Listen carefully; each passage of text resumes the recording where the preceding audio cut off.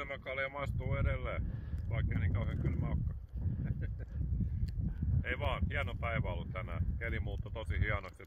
Tyyntyi tuuli ja lumentulo, kuten näkyy, enää tämmöstä leijailee.